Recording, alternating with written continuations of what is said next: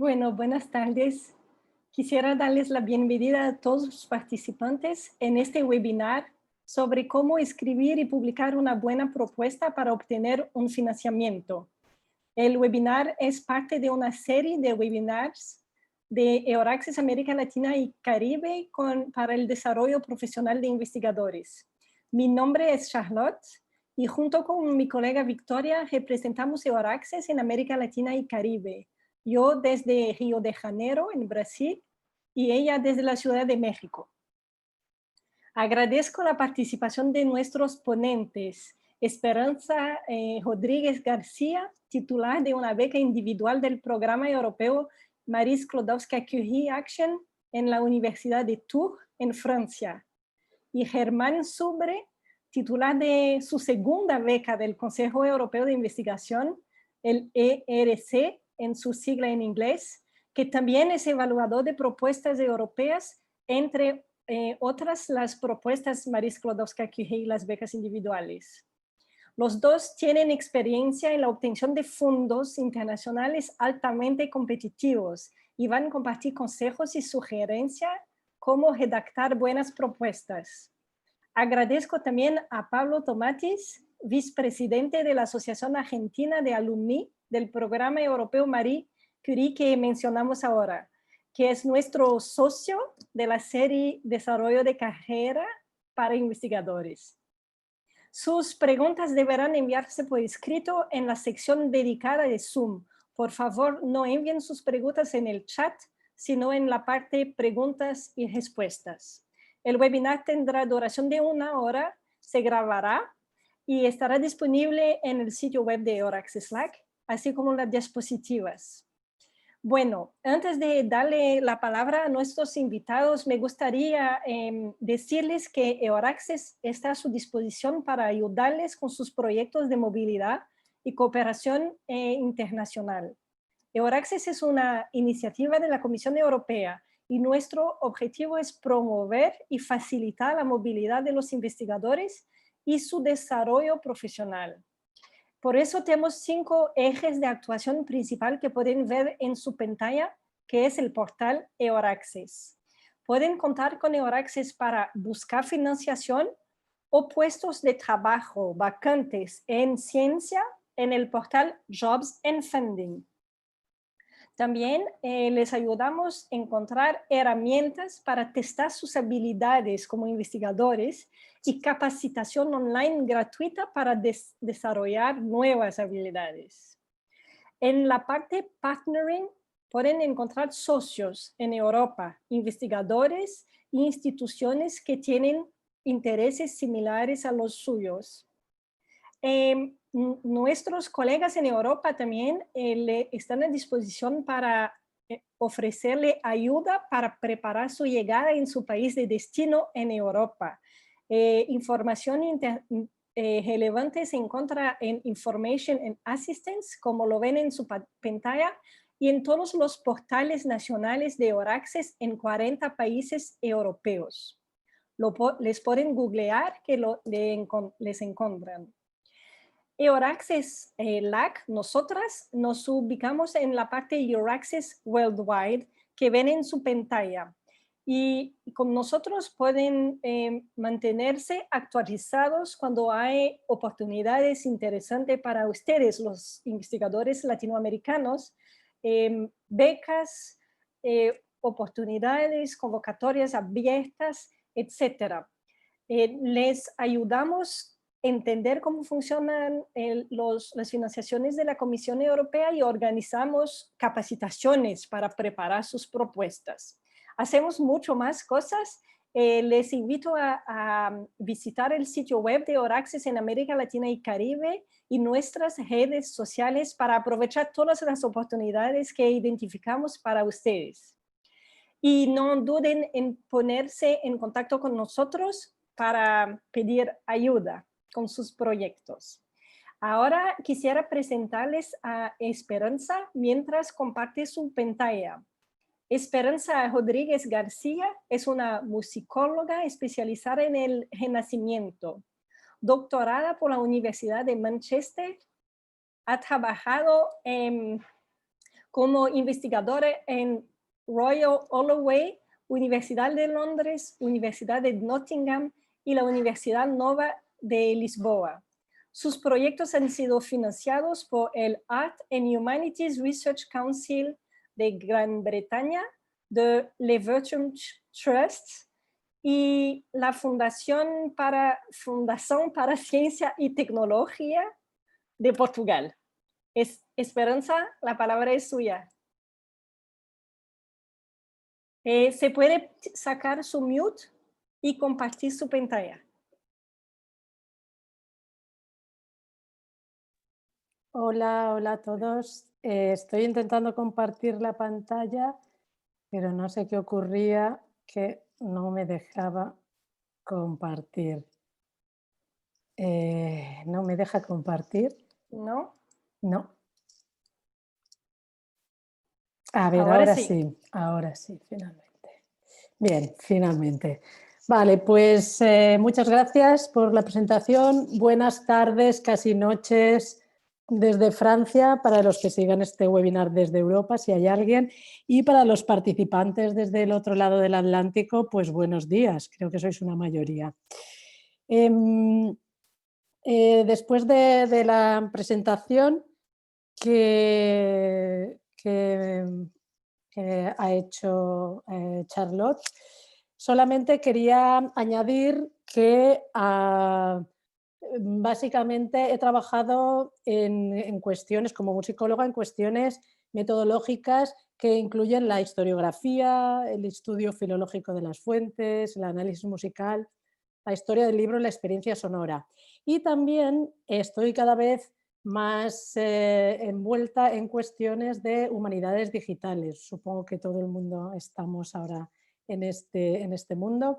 Y he participado en diversos proyectos como el que tenéis en pantalla, Early Music Online, que fue un proyecto de catalogación y digitalización de impresos musicales del siglo XVI, o por ejemplo la creación de bases de datos como el Archive of Iberian Polyphony, que tiene ediciones críticas de música, o el Portuguese Early Music Database, que contiene descripciones catalográficas e imágenes de manuscritos principalmente portugueses de la Edad Media y del Renacimiento. El proyecto actual por el cual recibí la beca Marie Curie se titula Experiencing Historical Soundscapes, The Royal Entries of Emperor Charles V in Iberian Cities, y en él concurren precisamente las dos líneas que he trabajado en mi carrera, lo que es la musicología cultural por un lado y el uso de medios digitales para valorizar y comunicar la música del pasado. Como ya se ha mencionado, he hecho una lista de los diversos trabajos, de las diversas posiciones que he ocupado, y las menciono porque es bastante poco común en el campo de las humanidades que el perfil sea casi exclusivamente de investigador, que es mi caso, excepto un breve tiempo que pasé como profesor. Lo normal, sobre todo para los investigadores de humanidades, es combinar la investigación con la docencia. Entonces lo comento porque esta carrera ha hecho que precisamente haya tenido que pedir muchísimos proyectos, he tenido que trabajar en muchísimos proyectos y por lo tanto creo que tengo una experiencia que espero poder compartir con vosotros en este webinar. Antes de pasar a lo que es la presentación, me gustaría hacer unas aclaraciones preliminares. Como sabéis, este webinar no se centra en una convocatoria concreta, porque para ello ya existen otros recursos, sino que se nos pidió que diésemos una visión personal de nuestra propia experiencia a la hora de asegurar financiación para los proyectos. Sí que es cierto que yo voy a mencionar repetidamente el programa Marie Curie por varios motivos. En primer lugar, porque es el más reciente, pero también porque es con el que más he trabajado. He de decir que obtuve la beca en el segundo intento. En el primer intento, y esto da un poco la medida de lo competitivo que es, en el primer intento obtuve un 90,20 sobre 100. Es una nota muy alta. Aún así, me quedé en la lista de espera y el proyecto no fue financiado. Pero al menos este proceso me dio el tiempo y me dio la perspectiva para intentarlo una segunda vez, modificarlo y entonces en la segunda ocasión sí que lo conseguí. He de decir que obtuve un 100%, lo cual bueno, me sorprendió muchísimo, estoy muy orgullosa, por supuesto, pero bueno, también he de decir que lo trabajé mucho. Sé que algunas de las ideas que voy a lanzar van a ser muy obvias. En algún momento vais a decir, claro, eso ya lo sé yo. Sí, todos lo sabemos, pero es realmente necesario tenerlas en cuenta porque cuando estamos implicados en una actividad a veces es difícil verlo con cierta perspectiva y podemos olvidar lo básico, con lo cual habrá algunas ideas muy, muy básicas. También quiero decir que nadie tiene un método perfecto y que un mismo investigador, por muy experimentado que sea, puede en un momento determinado conseguir cierta financiación y en un momento determinado no conseguirla. Es decir, no todos los proyectos son financiados siempre, incluso para personas con mucha experiencia. Y por último, pues evidentemente quiero comunicar un mensaje positivo. Es posible, tanto mi caso como el de Germán, bueno, el de Germán mucho más, ya que tiene 2 ERCs, pero son prueba de que se puede conseguir. Es difícil, es competitivo, es duro, pero se puede conseguir. Entonces, bueno, después de este preámbulo, comenzamos con la presentación. ¿Por qué y para qué hacemos este trabajo de escribir propuestas de financiamiento? Bueno, básicamente para investigar se necesitan medios. Se necesitan medios, es una actividad cara y entonces realmente hay que atraer dinero externo. Es una actividad fundamental en el desarrollo de las actividades de investigación. Cada vez más y más las universidades, el trabajo de conseguirlo no recae tanto en las universidades, que sí que apoyan, pero sobre todo recae en los investigadores. Entonces, digamos que es una actividad más que los investigadores, que los profesores tienen que añadir a su cartera de obligaciones para poder realizar realmente una investigación de calado. Además, a nivel personal es una herramienta de promoción profesional, por supuesto. Proporciona prestigio, proporciona tiempo para investigar, independencia para investigar en lo que uno está interesado, posibilidad de desarrollar proyectos mucho más arriesgados y con mucho más importancia, con mucho más impacto, y permite también crear grupos de trabajo y redes de investigación a nivel internacional, que es algo completamente necesario para asegurar el éxito de cualquier proyecto de investigación. Entonces, una vez estamos en el mundo académico y vamos a tener que redactar propuestas de financiación, ¿cómo lo hacemos? ¿Cómo empezamos? Fundamentalmente hay 3 elementos que en este proceso deben siempre existir. Por un lado tiene que haber un proyecto, tiene que haber esa idea, tiene que haber un programa de financiación y finalmente crearemos una propuesta. En el caso del proyecto y del programa de financiación no hay un orden específico. Uno puede tener un proyecto primero y luego buscar un programa de financiación que se adapte a ese proyecto, o todo lo contrario, empezar a estudiar un programa de financiación y desarrollar una idea que se adapte a ese programa. Cuando este combo está hecho, es entonces cuando se puede pasar hacia la propuesta. Volviendo al proyecto, un proyecto, por supuesto, tiene que basarse en una idea innovadora. Claro que tiene que llenar un hueco en el conocimiento, pero no basta. En mi caso, yo puedo decidir estudiar la música de un compositor que nadie ha estudiado antes, pero realmente eso no es innovador, eso es un trabajo que hay que hacer, pero es mucho más importante que el enfoque con el que yo voy a estudiar ese compositor sea novedoso. Por ejemplo, lo puedo estudiar de una manera más multidisciplinar en un contexto prosopográfico con otros compositores del país o con otros compositores europeos, con una serie de redes, es decir, que tiene que, más que el contenido en sí de la idea, tiene que ser ese enfoque, tiene que ser una hipótesis relevante también, evidentemente, y tiene que haber un cierto grado de riesgo controlado para que no sea totalmente un desastre, pero con un grado de riesgo siempre vamos a seguramente llegar más lejos y de forma más arriesgada a conclusiones seguramente más interesantes. Y además de eso, este proyecto tiene que contener un impacto cada vez más y a nivel europeo esto es fundamental, es uno de los requerimientos. La ciencia tiene que tener un impacto a nivel personal, me refiero a la carrera de los investigadores o de los investigadores asociados a ese proyecto.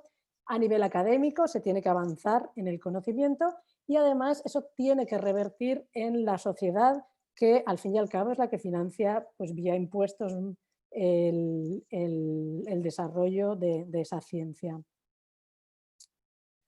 Programas de financiación hay muchísimos, yo he puesto aquí los logos de unos cuantos, que son los que yo conozco mejor, con los que he tenido en algún momento alguna relación. Hay de todo tipo, desde los más locales a los nacionales, a los transnacionales. Entonces, estos tienen que adaptarse, como he dicho al principio, a la idea. Es fundamental comprender el programa al que vamos a aplicar, al que vamos a solicitar la financiación. Es esencial estudiar con atención toda la información publicada. En el caso de las becas europeas, empieza a haber ya una cantidad de información que quizás sea demasiada, pero está todo muy detallado, hay todo tipo de manuales, hay, por supuesto, eventos de información, se puede contactar con la institución que financia el programa a través de, en este caso, Euroaccess, de los puntos nacionales de contacto, etcétera. Y también se puede, por supuesto, obtener información a partir de las universidades y mentores. Mentores me refiero, profesores o colegas que estén más avanzados en su carrera. Pero sin duda es fundamental compatibilizar la idea y el programa. Si alguien quiere pedir una beca Marie Curie y no ha pensado en que la beca Marie Curie requiere una parte de formación del investigador, no tiene ningún sentido pedirla porque no va a ser en ningún caso exitosa.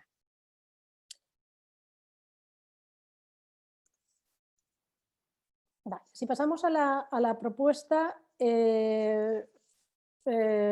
por supuesto hay que darle una estructura. Normalmente esta estructura vendrá determinada por el programa. A veces es más libre, pero normalmente sí existe una estructura. Si, en caso que no exista, por ejemplo, las de la Marie Curie son muy detalladas y además cubren prácticamente todos los aspectos. Pero muy rápidamente los elementos básicos que debe tener una propuesta es de state of the art, es decir, hacer una visión general de lo que se ha hecho y añadiendo lo novedoso de nuestra propuesta, porque esa propuesta es necesaria. Tendremos que especificar los objetivos, la metodología, la temporalización, pues normalmente a través de una tabla Gantt y los work packages. Habrá que hacer también la financiación, normalmente esto lo haremos en coordinación con las instituciones con las que vayamos a trabajar y por supuesto los resultados, el impacto y cómo se van a diseminar esos resultados para maximizar el impacto. Y además siempre tener ese plan B, ese risk assessment, para que básicamente demos seguridad a las instituciones que nos financian de que ese plan se va a llevar a cabo, de que ese plan es posible y en caso de que surjan dificultades las hemos previsto y podemos pasarlas, podemos solucionarlas sin demasiados problemas. Ajá. El proceso de concepción y de escritura de la propuesta es largo. Esto es una línea del tiempo, es del 2016, pero es básicamente lo mismo. En el caso de nuevo de las Marie Curie, hay unos 5 meses entre que se abren las propuestas y se cierra el deadline. En ese tiempo hay que realmente hacer mucho trabajo. Hay que tener bueno, primero decidir que vamos a escribir la propuesta, luego inmediatamente, tan pronto como se pueda, tener un borrador del proyecto, contactar, esto es muy importante, estas becas son becas que son complejas de manejar y que hay en la que hay muchos elementos. No eres como una beca doctoral en las que básicamente eres tú y tu supervisor. En este caso hay que contactar con departamentos y personas, supervisores, jefes de grupo, colaboradores, oficinas de apoyo a la investigación, departamentos financieros, con lo cual estamos hablando de mucho tiempo. Se tiene que hacer con mucha antelación. Además, normalmente los académicos son personas muy ocupadas y todo se tiene que planificar con tiempo suficiente. En el caso además de las Marie Curie, el verano las vacaciones de verano están por el medio, con lo cual, bueno, aún eso añade más estrés, ¿no?, al proceso. También es verdad que uno puede decidir tomarse unas vacaciones, una semana y volver con la cabeza más clara, pero en principio todo esto tiene que estar perfectamente planificado. De manera que este tipo de procesos que todos conocemos muy bien, seguramente, si nos dedicamos a la academia, en las que nuestra productividad crece de forma exponencial en la última hora, o como tenéis abajo, a partir del color amarillo empieza el pánico y ya viene el rojo en el que, bueno, hay que sacar el proyecto como sea. Esto no sirve, realmente no sirve porque no es posible trabajar de esta manera. Tiene que ser muy planificado y con mucho tiempo. ¿Cómo maduramos la propuesta? Pues bueno, escribir, escribir y escribir. Os he puesto una cita de Truman Capote en la que evidentemente él se refería a la escritura creativa, pero es lo mismo. A base de escribir, retocar, volver a leer, reescribir, ordenamos las ideas y mejoramos la comunicación, que es de lo que se trata. Otros elementos que pueden ayudar en este proceso son usar los servicios de apoyo a la investigación de las instituciones, a través de la cual vais a enviar las propuestas, dependiendo de los países, hay diferentes estilos, pero generalmente y cada vez más empieza a haber estos servicios de apoyo. Si se puede, también es muy interesante implicar al mentor o al supervisor. Se puede también estudiar los modelos de propuestas exitosas. Yo en este punto recomiendo sinceramente utilizar propuestas de otros campos que no sean los de uno propio. Permite hacer un trabajo de extrapolación y análisis más profundo que creo que es más productivo a la hora de luego aplicar lo que hemos aprendido a nuestro proyecto, más que copiar lo que ha hecho alguien si es un modelo muy similar. Y luego también es muy interesante buscar a alguien, procurar que alguien nos haga una revisión externa. ¿Por qué digo esto? Esto es realmente muy, muy importante. Supongo que podéis todos leer esta frase y la habéis comprendido sin ningún problema. No sé si os habéis dado cuenta, pero falta una palabra. Me gusta cuando a una frase le falta una palabra y el cerebro la completa. Esa una palabra, la una no existe, no está en este. Pero da igual, lo hemos entendido perfectamente. Esto es una capacidad que tiene nuestro cerebro, está programado para completar la información, aunque no esté provista por nuestros sentidos, aunque no esté provista en lo que hayamos escrito. Es decir, tendemos a completar nosotros mismos, que sabemos exactamente lo que queremos decir, lo que vamos a hacer, cómo lo queremos hacer, toda esa información nosotros la tenemos, pero por eso necesitamos a alguien externo que no tiene esa información en su cabeza y a través de su lectura va a ser mucho más sencillo para esa persona localizar incoherencias, repeticiones, omisiones y fundamentalmente mejorar esa propuesta. Otra posibilidad, en el caso de que esté accesible, es utilizar las herramientas de los evaluadores. Y bueno, Germán, imagino que nos va a contar más sobre esto. Lo que tenéis aquí es un documento que utilizan los evaluadores de las propuestas Marie Curie para hacer su evaluación. Entonces tenéis exactamente todos los apartados que tenéis que haber completado en vuestra propuesta y los tenéis aquí por apartados, como podéis ver, 1, 1, 1, 1, 2, etcétera, con la puntuación. Entonces, podéis vosotros mismos, cuando tengáis ya completada vuestra propuesta, hacer este ejercicio y realmente ver si habéis contestado a cada una de esas preguntas y si las habéis contestado, a qué nivel lo habéis hecho o si falta. Entonces, ya digo que no siempre está disponible, pero para el caso de las Marie Curie es realmente una herramienta muy potente. Y ya para finalizar, voy a hacer unas recomendaciones de estilo y daré unos pequeños ejemplos de mis propias propuestas.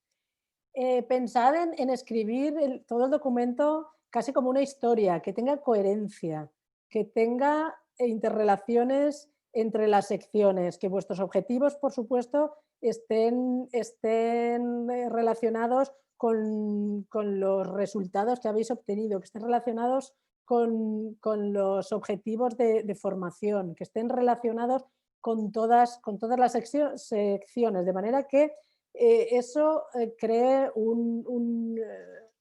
una línea de coherencia que conecte todas las sesiones. Cuidar, por supuesto, el principio para atraer el interés y el final para dejar una buena impresión. Tiene que haber equilibrio entre secciones. Estamos hablando de propuestas que están limitadas. En el caso de Marie Curie son 10 páginas. Entonces, todo tiene que estar en esas 10 páginas. Con lo cual, no podemos tener una sección que ocupe 7 páginas y las otras 2 secciones que ocupen 3. Tiene que haber ese equilibrio. Tiene que haber claridad en la escritura, porque los evaluadores no son expertos en todas las áreas. Mi propuesta fue evaluada por unos evaluadores del campo de ciencias sociales y humanidades, con lo cual las posibilidades de que hubiese un musicólogo leyendo mi propuesta era prácticamente nula. Entonces tiene que ser claro, pero por supuesto tiene que ser técnico. Pero esos elementos técnicos no comprensibles fácilmente tienen que estar también explicados. Gráficamente tiene que ser fácil de leer y de nuevo Germán nos dirá más de esto. Entonces es importante incluir los títulos de las secciones, usar negritas, enumeraciones y esto lo explicaré en un momento en el ejemplo 1. La información tiene que ser específica, no puede ser vaga y también os voy a dar un ejemplo. Vamos a hablar de esto en el ejemplo 1 que os voy a dar en un momento.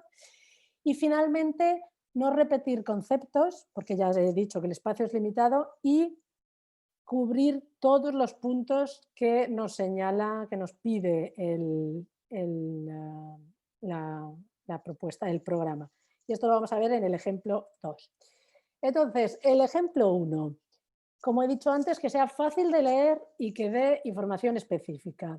El primer ejemplo es de mi primera propuesta del 2018 y el segundo es de la propuesta del 2019. Si la leéis en un momentito, podréis ver que la información que hay aquí es la misma.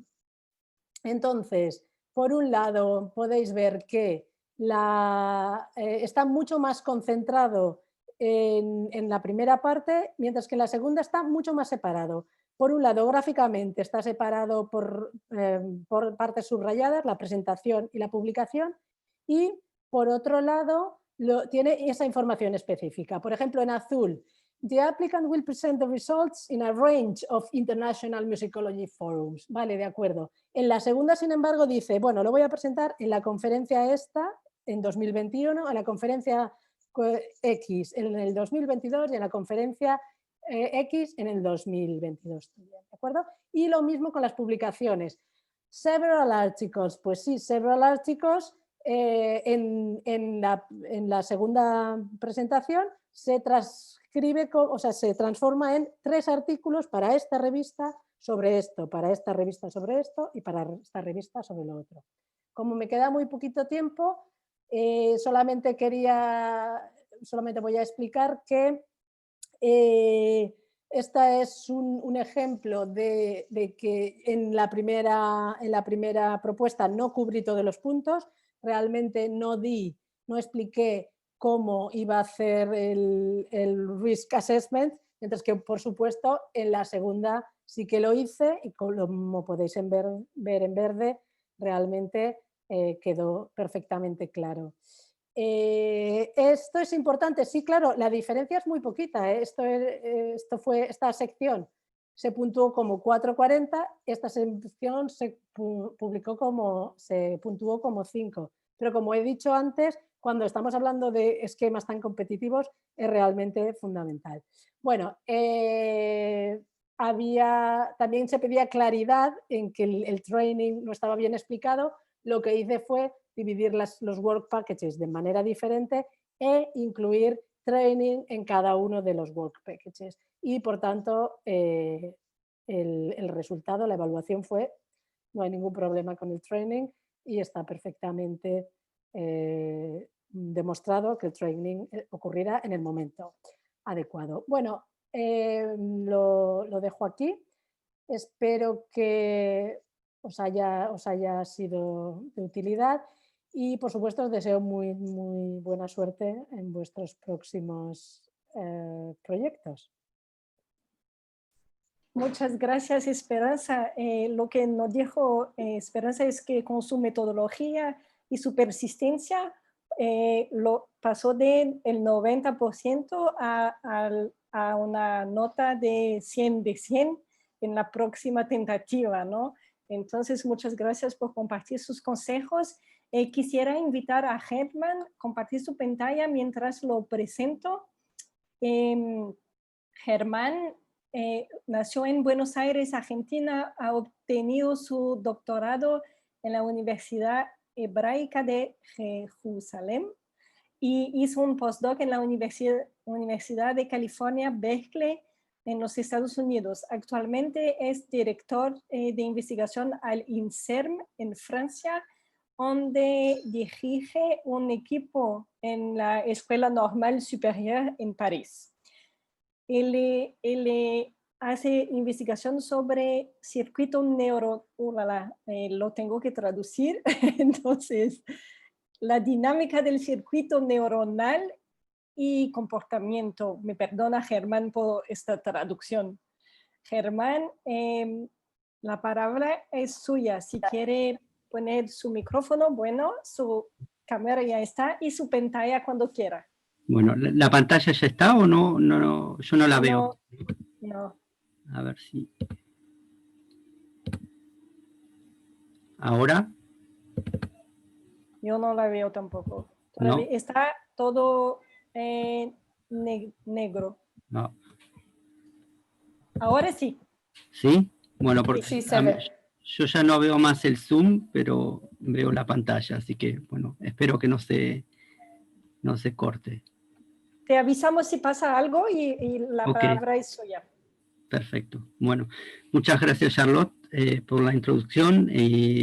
Bueno, voy a tratar de explicar un poco más, ser un poco más complementario en vez de volver a lo que dijo Esperanza, tratar de dar ejemplos un poco más específicos. Yo estoy bueno, no, esto no lo tengo que contar, pero una cosa que tienen que tener muy claro es que esto no es una receta lo que voy a contar, una receta para obtener subvenciones, pero sino la experiencia, como dijo Esperanza, y eso hay que tomarlo en cuenta porque la mayoría de mis propuestas fueron rechazadas, algunas aceptadas, pero lo más importante en esto es tener paciencia y perseverancia, porque sin esas dos nunca vamos a obtener nada. Las primeras siempre son rechazadas y es un proceso donde uno va aprendiendo, mejorando y bueno, a pesar que uno obtiene en su momento, después de obtener subvenciones, no quiere decir que encontramos la fórmula y vamos a seguir obteniendo, sino que hay picos, subidas y bajadas, donde en muchos casos la mayoría son rechazadas y no sabemos siempre por qué. Bueno, para continuar un poco con lo que había dicho Esperanza, voy a mostrarles un poco el aspecto de evaluación de las becas Marie Curie, donde fui parte del panel de evaluación varios años, ya no más, así que puede ser que las cosas hayan cambiado un poco. Cuando se hacen evaluaciones de propuestas, sea de becas o de subvenciones para la investigación, hay dos tipos. Uno es un tipo de evaluación de expertos, donde hay un panel que envía los proyectos a expertos en el tema específico para cada propuesta, y hay otro tipo de evaluaciones que se llaman, o yo las llamo de panel o de comité, donde es un grupo de evaluadores que evalúa todas las propuestas y no necesariamente en este caso son evaluadores que conocen del tema, como dijo Esperanza, que no necesariamente va a haber un musicólogo que va a evaluar la propuesta. Y en este caso, que es el caso de las Marie Curie, por ejemplo, hay evaluadores que vienen de muchas disciplinas. Por ejemplo, va a haber una disciplina que es la neurociencia, pero no necesariamente va a haber una persona, un evaluador, que sea un experto en el tema de una propuesta específica. En este caso de los paneles, de la evaluación por panel, generalmente los evaluadores tienen para evaluar entre 15 y 20 propuestas. Estas, bueno, como dije, estas propuestas son elegidas por los evaluadores, no es que se las dan al azar, sino cada uno elige las propuestas que le interesa y que piensa que son en su tema, pero no necesariamente va a ser el caso. Muchos de los evaluadores ni siquiera son investigadores, fueron en un momento investigadores, pero pueden trabajar también en el área privada. Así que tienen una visión un poco distinta de los que hacen la propuesta y de los otros evaluadores que trabajan en investigación básica o pública. Bueno, para un aspecto muy importante para evaluar las propuestas es ser bien original y tratar de proponer ideas innovadoras, pero también, como también dijo Esperanza, que es por ejemplo, en el Marie Curie, el proyecto no se basa solo en el proyecto científico, pero sino en otras partes, como por ejemplo la divulgación científica, formación, etcétera, participación en congresos, y estas partes son muy importantes de tomarlas en cuenta, sobre todo en estos tipos de evaluaciones por panel, tal vez en los de los expertos, donde se mira principalmente la parte científica, son menos importantes, pero por ejemplo, las becas Marie Curie, sí, porque como va a haber expertos que no conocen mucho en el tema, esas personas van a hacer más hincapié en cosas que tal vez conoce mejor, como es la divulgación, por ejemplo. Entonces no hay que dejar pasar ninguna de las demandas de la propuesta, de la llamada. Y no solo cumplir con las obligaciones de llenar esa parte de la propuesta, sino que también ser original en esas partes también. Por ejemplo, todo el mundo dice que va a participar en congresos, que va a dar charlas de difusión de gran público, que va a tener un blog, que lo usará en las redes sociales, pero eso lo van a decir todos. Y para distinguirse entre todos, entonces hay que ser un poco más original. ¿Qué más? Cuando en este tipo de evaluaciones hay generalmente 3 expertos que deben coincidir más o menos en las notas de la evaluación. Y si no es el caso, entonces en ese hay un interventor donde se reúne con los 3 evaluadores. Antes eran evaluaciones que todas pasaban en Bélgica, en Bruselas, y ahora ya es todo por internet, así que las discusiones son un poco más complicadas, pero existen todavía. Y la idea es que entre los 3 evaluadores, con ayuda externa, se llegue a un acuerdo para obtener una nota. Los evaluadores no van a renunciar nunca a una propuesta, no es la idea. Y bueno, la idea es llegar, cada uno tiene que explicar las razones por qué dio esa nota y llegar a un acuerdo.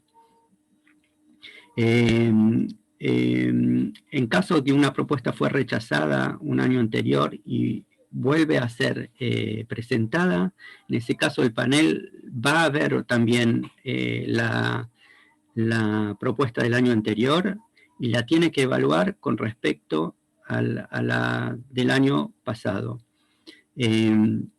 Y ver que realmente haya mejorado, y bueno, ese fue el caso de Esperanza. Pero sí se toman las 2 propuestas en cuenta, y por eso es muy importante tener en cuenta el feedback que dan los evaluadores en estas propuestas, porque lo van a tener justamente, por más que piensen ustedes que el feedback no fue correcto, o no es interesante, o hubo un error, es importante que lo tomen en cuenta porque lo van a revisar justamente para ver si evaluó o no. No necesariamente los mismos evaluadores, pero van a tener en cuenta las evaluaciones del año anterior. Y bueno, al final de todo ese proceso, que dura una semana y algo, hay un panel final que decide el orden de las propuestas y se llega a un umbral generalmente que es creo alrededor de 93, que en el Marie Curie, si uno tiene arriba de 93 seguramente lo obtiene, y si tiene abajo va a estar entre 92 y 93 debe ser como la franja gris, un poco donde no se sabe mucho si uno la tendrá o no, pero generalmente arriba de 93, 94 se las obtiene. Bueno, el otro tipo de evaluaciones son por paneles, es un comité generalmente del tema, pero que este comité envía las propuestas a expertos específicos en el tema. Yo en mi caso, por ejemplo, trabajo con el PSEBRA en neurociencia, y si es el caso que envío una propuesta, este panel enviará mi propuesta a 3 expertos específicos del tema. Entonces los comentarios científicos van a ser extremadamente importantes, mucho más que los no científicos, por ejemplo, como la divulgación. Y ahí sí, la parte técnica va a ser extremadamente importante. General, así, a ver. Bueno, y esto, sí, de acuerdo, las demandas van a ser clasificadas exclusivamente por la parte de la atractividad científica y técnica. Bueno, ahora la idea es que les comente un poco cómo organizar también una propuesta, tal vez más una propuesta de subvención que una propuesta de una beca para un postdoc. En mi caso, otra vez les reitero que es solo una idea que va mejorando con el tiempo, pero no una receta para obtener ningún tipo de probabilidad de obtener una subvención. El primer paso, evidentemente, es decidir una pregunta principal, y generalmente es importante que sea una pregunta que a uno le entusiasme. Porque si uno le entusiasma y busca una pregunta porque sea atractiva, después va a ser muchísimo más difícil escribir y entretenerse, y va a ser más doloroso que divertido escribir una subvención. En mi caso, por lo menos yo necesito 2 meses para poder escribir una buena subvención. Cuanto más difícil son de obtener, a veces se necesita más tiempo, pero no necesariamente. A veces hay propuestas que son para grants que son más fáciles de obtener, pero, o que el porcentaje de obtención es más alto, pero no necesariamente son más fáciles de escribir. El segundo punto es entender bien las limitaciones del campo y entender cuáles son las preguntas que en ese campo de la pregunta que queremos preguntar, cuáles son las preguntas que todavía siguen abiertas, que no se han respondido. Y, por ejemplo, si estas subvenciones, hay subvenciones que son individuales, por ejemplo, como el ERC o como muchas otras subvenciones nacionales, pero hay muchas que son colaborativas. Y en el momento de proponer subvenciones colaborativas, se requiere muchísimo más tiempo que 2 meses, sobre todo porque implica las discusiones entre varios grupos que nunca estamos necesariamente de acuerdo. Y por eso no es que uno solo escribe, sino son varios que escriben al mismo tiempo, y después estas subvenciones hay que adaptarlas para que sean coherentes. No es que cada uno pueda escribir su parte, porque eso no va a pasar nunca.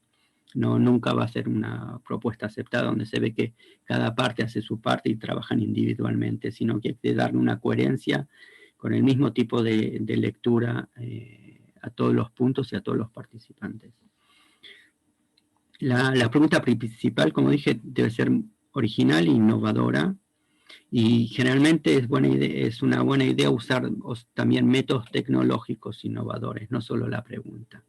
Eso suma a la originalidad de la propuesta, la atractividad.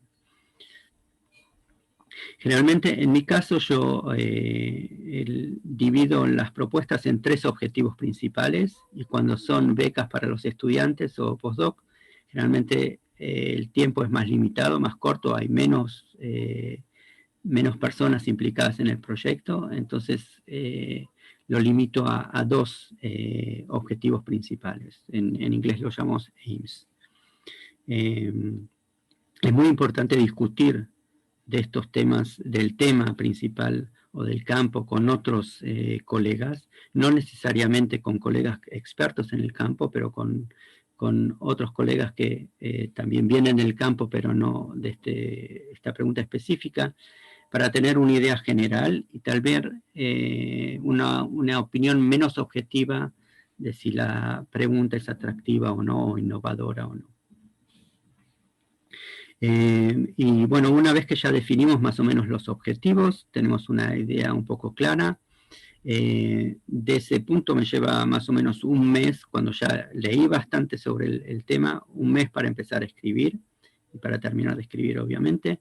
Y que hay que ser, uno de los otros puntos que son importantes es que hay que ser realista con respecto a lo que implica un proyecto. No se puede escribir un proyecto que llevará 10 años si la subvención es por 3. Eso es algo que todos los evaluadores dan, todos los paneles que estuve, es algo que no lo van a aceptar nunca. De querer hacer todo y saber que con el presupuesto que nos van a dar no vamos a poder hacer ni 1/3. Eso implica también, es una demostración de la madurez científica y de la experiencia de la persona que hace la demanda. Entonces hay que, por más que tengamos más necesidad de contar nuestro entusiasmo sobre el proyecto, hay que limitarse al programa y no más allá. ¿Cómo generalmente yo preparo organizo la propuesta? La organizo empezando con una introducción donde se cuenta el historial, el background sobre la pregunta que queremos preguntar. Después, generalmente, muy claramente, y como decía Esperanza, tal vez a veces lo pongo en negrita o con otro tipo de letra para que resalte bien. Hay que describir la pregunta científica que queremos preguntar, y después la introducción la termino con de cómo planeo abordar esta pregunta, técnicamente y científicamente. Después de ahí, generalmente escribo los 3 aims principales, los 3 objetivos principales. Esta es la parte principal y la que más importancia hay que darle en un proyecto científico, y donde más se puede describir, y donde hay que poner todo el entusiasmo. Generalmente cada aim lo empiezo con una pequeña introducción específica al objetivo, y donde se detallan después todos los experimentos, tratar de hacer que los experimentos sean lo suficientemente detallados para que una persona pueda leerlos y entender claramente qué es lo que se intenta preguntar. Y al final, obviamente con todas las preguntas específicas, no solo dar una idea general de qué pregunta quiero hacer, pero sino las preguntas muy específicas dentro del proyecto. Y lo termino con una pequeña conclusión sobre cada aim. Una cosa muy, muy importante para las becas y para las subvenciones, que demuestra así también la madurez de la persona que aplica, es la posibilidad de obtener resultados alternativos. Nunca estamos seguros de que realmente obtendremos los resultados que quisiéramos, así que hay que estar abierto y atento a resultados posibles, alternativos a los que proponemos, o interpretaciones diferentes de los resultados que vamos a obtener, y también a métodos alternativos en caso que los métodos, por ejemplo, las preguntas que proponemos no funcionen. Estos 2 puntos los puse justamente en rojo porque es un punto muy importante en las evaluaciones, que todos los evaluadores lo van a tomar en cuenta. Y al final termino el proyecto con observaciones finales, en las cuales se hace una conclusión final del proyecto, pero también a los nuevos campos que esta propuesta, los nuevos campos que la propuesta abrirá. Que también es importante saber o demostrar que la propuesta esta no es algo único y específico, pero que sí como que va a generar muchísimas más preguntas, o abrirá la puerta para muchísimas más preguntas en el futuro. Como que la línea de investigación tiene una continuidad en el futuro. En algunas propuestas que siempre es importante, como dijo Esperanza, no de pasar el límite indicado, porque en ninguna evaluación van a leer más allá de la 10ª página, por ejemplo, para el Marie Curie o en la limitación estipada. Así que todo lo que está más allá, por más que sea muy interesante, nadie lo va a leer y no va a ser tomado en cuenta. Así que solamente si hay lugar, es importante o es demandado escribir sobre métodos, los métodos detallados y técnicos. Y también, como dije antes, darle importancia a la parte no científica, como la divulgación, esto es muy importante. Esto no es no es una opción, sino que si es demandado hay que darle máxima importancia. Bueno, y para concluir, lo que le quería contar es un poco en algunas de las propuestas de subvención tienen 2 etapas, una que es la parte escrita y otra que hay una evaluación oral. Esto es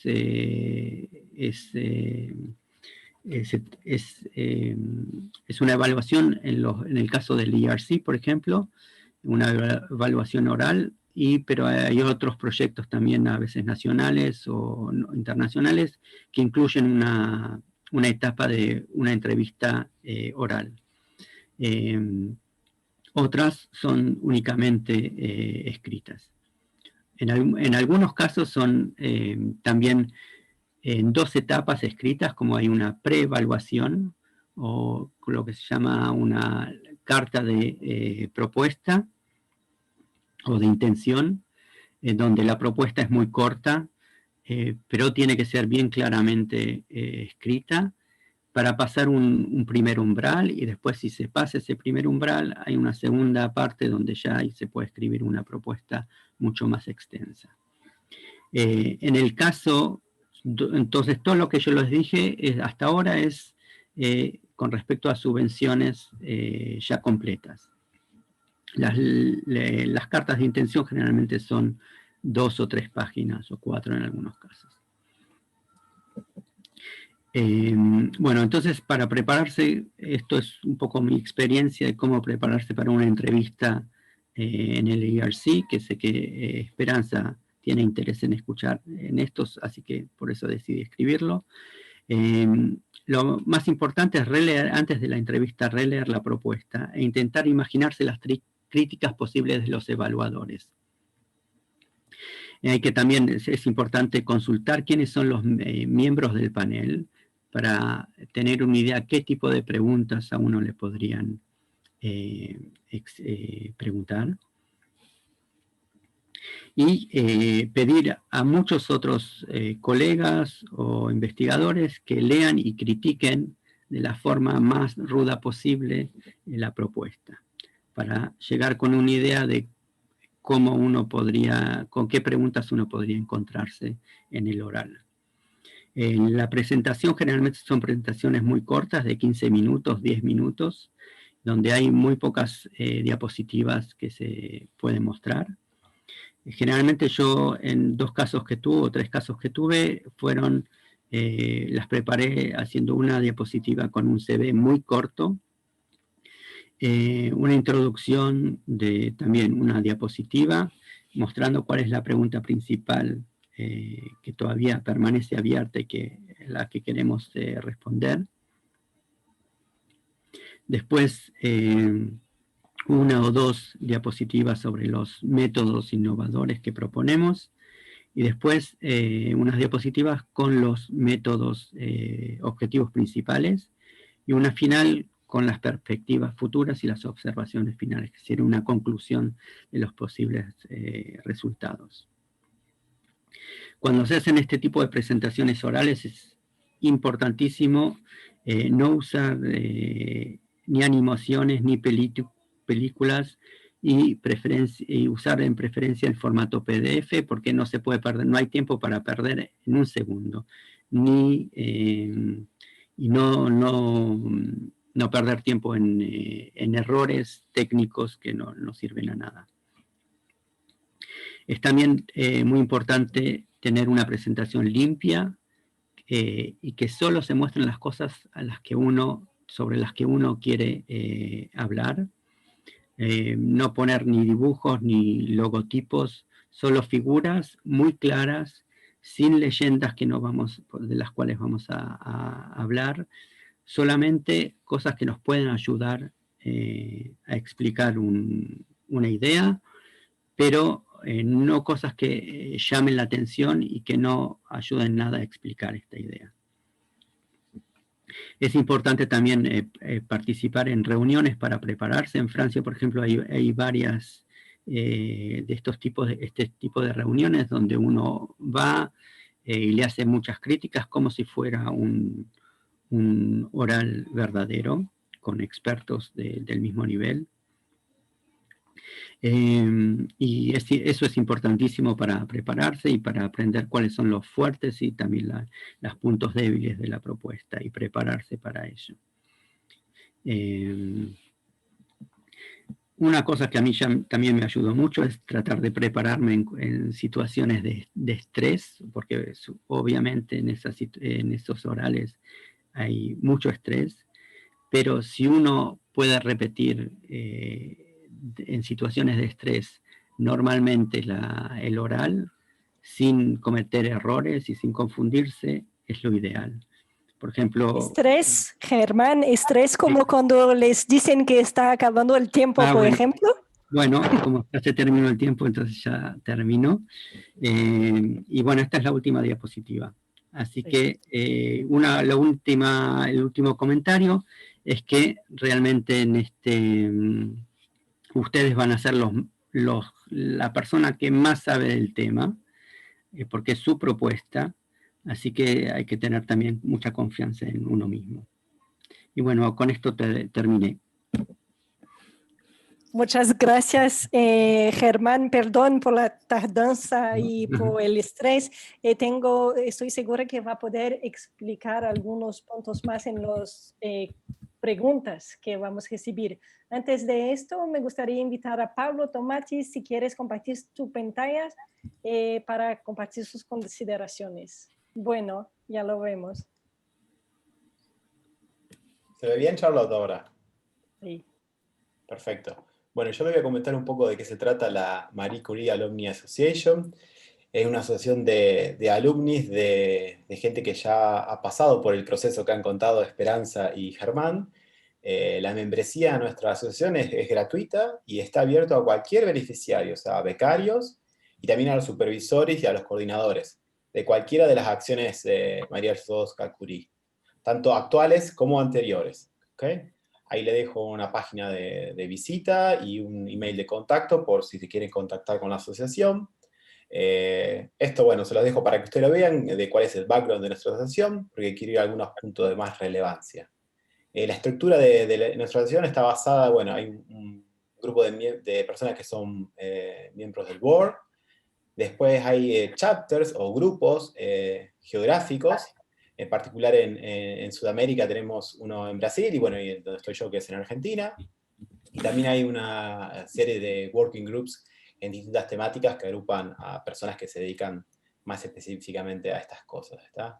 Y ofrece varios servicios, ¿está? Como microgrants, bueno, a partir del directorio de gente que es miembro de la asociación, hay muchas posibilidades de contacto, de networking, que es fundamental, y bueno, a través de los working group y los chapters, que recibimos algún dinero, tenemos un budget anual, podemos organizar este tipo de actividades, de eventos, y varias de ellas se enfocan en training, en entrenamiento. Por ejemplo, en estos tópicos que están escritos ya se han hecho varios entrenamientos, muchos de ellos son en inglés, algunos que estamos tratando de hacer ahora son más locales, como por ejemplo en el que estamos colaborando ahora con Euraccess Latinoamérica, y esos son en español, y también en portugués hemos hecho. Y dentro de las actividades, bueno, hay varias que se realizan principalmente en Europa, pero por suerte el año pasado pudimos organizar la primera conferencia latinoamericana de MSA, que se hizo en Buenos Aires, y estaba planeada hacer una 2020 en Río de Janeiro, pero bueno, por motivos obvios no la pudimos realizar. Una de las actividades principales que se hace anualmente en nuestra asociación es la Asamblea General y Conferencia, que estaba planeada hacerse a finales de marzo de este año en Zagreb, en Croacia, y bueno, obviamente no pudimos ir a Croacia, y lo que se va a hacer es una versión virtual de la conferencia, que va a ser el día 6 y 7, los días 6 y 7 de noviembre. ¿Ok? En particular, en el chapter Argentina, del cual ahora yo soy vicepresidente, antes era el presidente, ahora está Virginia Albarracín como chair. ¿Qué es lo que buscamos puntualmente? Bueno, promocionar entre nosotros, entre los distintos miembros de nuestro chapter, en nuestras actividades, poder generar redes entre nosotros, interaccionar entre los distintos sectores de ciencia y técnica, y algo que es fundamental es, bueno, promover justamente este tipo de acciones de Marie Curie en Argentina para tratar de aumentar el número de becarios, ¿no? Obviamente también apuntamos a generar alianzas estratégicas con otros sectores y poder mostrar nuestra ciencia y hacer lo que se denomina como popularización de la ciencia en toda nuestra región.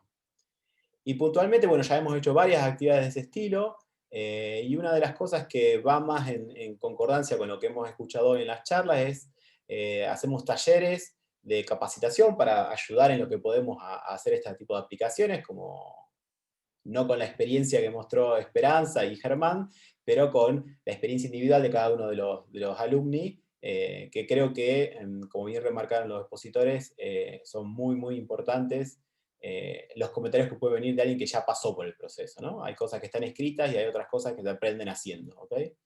Y bueno, tratamos de apoyar eventos científico-tecnológicos que se desarrollan en nuestra región.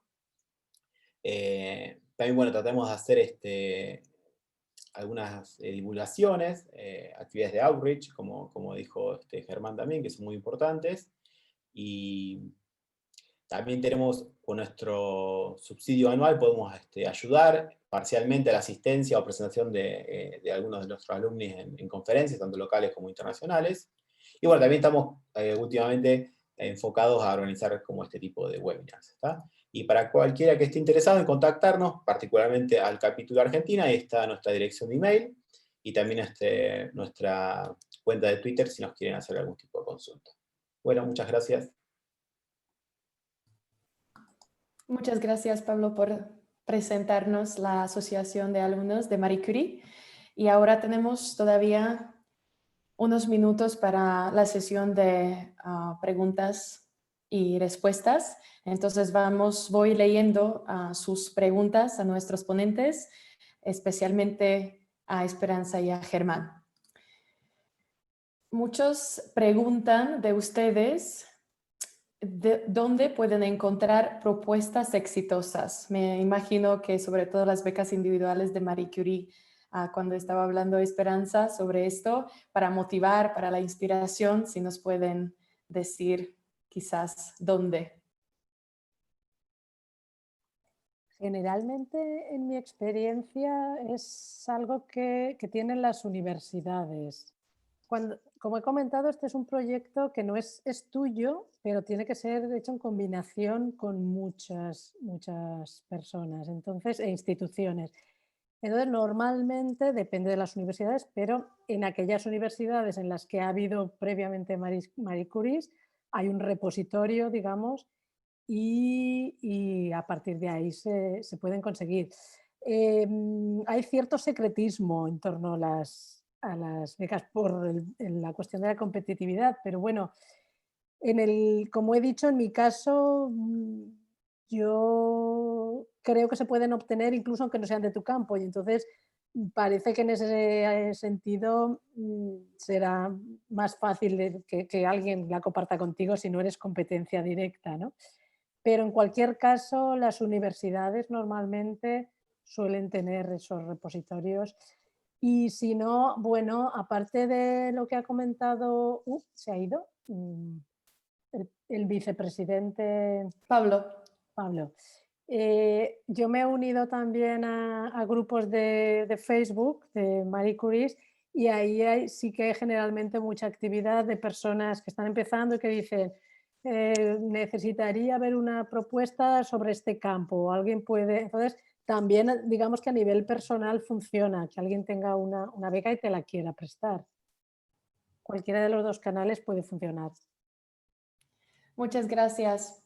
Vamos con la siguiente pregunta. Nos pregunta Lucía Gómez. Al momento de escribir una carta de motivación, ¿qué tan recomendable es incluir una movilidad académica durante el pregrado?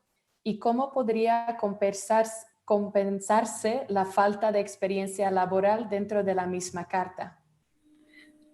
Tenía solo un comentario con la respuesta de Esperanza antes. Que en principio es ilegal difundirlas, no se pueden difundir, está prohibido porque es algo privado. Así que la única forma de realmente conseguirlas es pidiendo a gente que aplicó y la obtuvo, o gente que no la obtuvo pero que la quiere compartir de todas formas. Así que tiene que ser otorgado por la persona que la escribió. No las universidades. Sí, bueno, yo de mi lado sé que, por ejemplo, después de evaluarlas, las destruimos completamente y no se pueden publicar en ningún lado. Así que lo más fácil es, como dijiste, Esperanza, contactar a gente que la obtuvo. Sí, eso es cierto, porque también en la página de Marie Curie pueden encontrar las propuestas exitosas, pero solamente como un abstracto, solamente el título, el presupuesto, entonces cosas básicas, ¿no? Información básica sobre el proyecto. Pero ya después, como dice Germán, que hay que contactar quizás directamente a las personas que han obtenido esta beca. Bueno, entonces, si ustedes quieren comentar sobre la carta de motivación. No entendí cómo. ¿quién es una carta de motivación? Para estas propuestas generalmente no se necesita ningún tipo de carta de motivación. Así que, pero en general, no creo que yo cuando leo una carta de motivación, generalmente lo que más me importa es la seriedad y el entusiasmo que tiene una persona, más que cualquier otra cosa alrededor. Obviamente si publicó bien es importante, pero... Sí, de alguna manera el potencial, ¿no? que pueda leerse de esa carta. En cualquier caso hay que intentarlo. Si uno no tiene movilidad en el pregrado y no tiene experiencia laboral, pues bueno, se trata de intentarlo de todas maneras, siempre que se ajuste a los requisitos. Y creo que también en muchos casos es importante el potencial. También lo que se haya hecho, por supuesto, pero que se pueda demostrar un potencial. Entonces, bueno, digamos que puede compensarse de alguna forma, sí. Sí, muchas gracias. Otra pregunta nos pregunta Moisés Mojeno Barueta. En su experiencia, la parte de análisis de riesgo, lo que concierne el plan B, ¿cuáles son los problemas o inconvenientes más frecuentes que podemos enfrentar para que no se lleve a cabo la finalización del proyecto? De todo, desde la parte técnica, de que haber preguntado la pregunta incorrecta o interpretar los resultados, donde hay que tomar todo en cuenta. Sí, es importante de siempre estar abierto y ser un poco más humilde en decir no necesariamente va a ser lo que pregunte. Entonces hay que tomar un poco en todo, la parte técnica, intelectual, interpretación de resultados. Muchas gracias. Tenemos muchas preguntas sobre el idioma. Muchos de los participantes nos preguntan si la propuesta debe ser escrita en inglés. Entonces ya lo respondemos que sí, que hay que escribirla en inglés. Y con esta pregunta viene, ¿qué tan exigente es la evaluación de la redacción en un idioma que no es el nuestro, inglés, por ejemplo?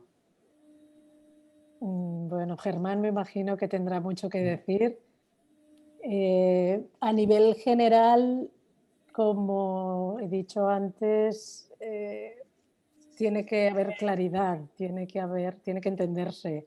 A partir de ahí, pues es importante, es lo único que tienes. Entonces realmente, pero ya no sé, esto ya se lo paso a Germán, entre que algo se entienda y algo... Se tiene que leer bien, es importante, y yo en algunos casos he pasado fragmentos a nativos para que me ayuden con el desarrollo. Sí. Sí, realmente no sé, tal vez en ciencias sociales es más importante que en ciencias naturales o exactas. Ciencias naturales y exactas, lo más importante es la claridad, obviamente, como dijo Esperanza. No buscamos que sea una propuesta escrita por Shakespeare, obviamente, pero tiene que estar muy claro y tampoco se pueden... La gente cuando ya empieza, no está claro, y cuando hay muchos errores ortográficos o de comprensión, ya uno les va sacando las ganas de seguir revisando la propuesta. Así que tiene que estar claro y bien escrito. Eso es lo más importante. No sea una obra de arte necesariamente. Sí. Muchas gracias. Nos pregunta Matías Denis, me imagino que esto es hacia Esperanza porque lo mencionó en su presentación. ¿No compromete demasiado el hecho de poner unas revistas concretas? Porque luego, si no lo conseguimos publicar en ese lugar, nos piden reprogramaciones y administraciones varias. Bueno, no se dice directamente o exactamente voy a publicar aquí, sino que estos son los objetivos. Entonces es como con todo. Con eso se da una medida de la proyección que un investigador tiene y lo que realmente, cuáles son sus objetivos. Si no se puede, pues es como el plan B, habrá que explicar por qué y habrá que analizar qué ha ocurrido. Pero en principio tampoco he tenido problemas en algunas otras, aún en la Marie Curie estoy empezando, entonces no lo sé, pero en otros programas hay cierto grado de flexibilidad por parte de las instituciones financiadoras a la hora de admitir ciertos cambios, si están bien explicados. Entonces, no se ha podido en esta revista por esta circunstancia, pero ha sido, este es el racional, este es el motivo y además lo hemos solucionado de esta manera. Entonces, creo que en principio pienso que es más, no es seguro, pero da una visión de hacia dónde, de la imagen, ¿no? de cómo el investigador ve el proyecto y a partir de ahí muchas cosas pueden fallar. Esto es parte también del plan B. Sí, muchas gracias.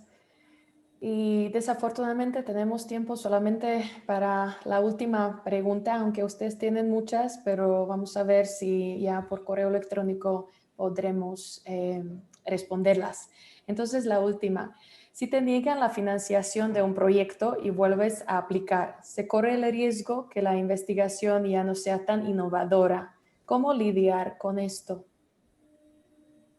Bueno, va a ver que si es rechazado y uno vuelve a aplicar con el proyecto, y bueno, va a haber que tomar en cuenta, puede ser que si es el mismo año o el año próximo no haya cambiado tanto el campo, pero es algo que si un artículo se publicó justo sobre el mismo tema, y bueno, va a haber que obviamente cambiarlo y modificarlo.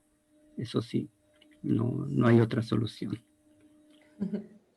Afortunadamente en las humanidades las cosas van un poco más lentas y además tuve suerte que a nadie se le ocurrió hacer algo en ese año, con lo cual yo sí modifiqué unos cuantos detalles, pero fundamentalmente la propuesta era muy similar. Entonces en mi caso no hubo ese peligro. Muchas gracias. También me gustaría decir que Pablo se fue un poquito ya más temprano porque tuvo una clase a dar y por eso tuvo que despedirse. Pero bueno, ahora doy la última palabra a mi compañera Charlotte. Muchas gracias, Victoria. Nos gustaría agradecer mucho a Esperanza y Germán y también a Pablo por compartir sus experiencias. Gracias a ustedes por sus participaciones. Quedan atentos a nuestros próximos webinarios. Como lo ven en la pantalla, el jueves tendremos una presentación de la convocatoria Green Deal de la Comisión Europea a la cual pueden participar las instituciones latinoamericanas y caribeñas, jueves por la mañana. Y también en noviembre tendremos un webinar para mostrar testimonios de investigadores latinoamericanos sobre el Consejo Europeo de Investigación, el ERC, investigadores como Germán que lograron y que van a compartir sus consejos, experiencia. Por fin, en diciembre tendremos un webinar sorpresa, un regalo de Navidad para nuestra comunidad de investigadores. El año fue duro para todos, entonces tendremos una sorpresa que junte el bienestar y ayuda para enfocar en sus trabajos. Vamos a compartir los enlaces para inscribirse en nuestras medias sociales, así que nos pueden seguir.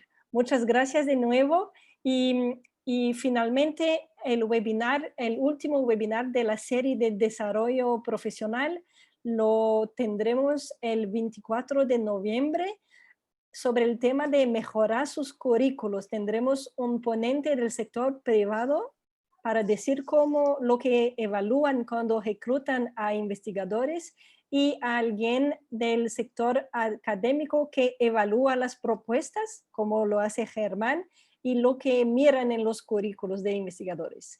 Muchas gracias. Esperamos verlos en nuestras próximas actividades. Buenas noches y buenas tardes a todos. Adiós.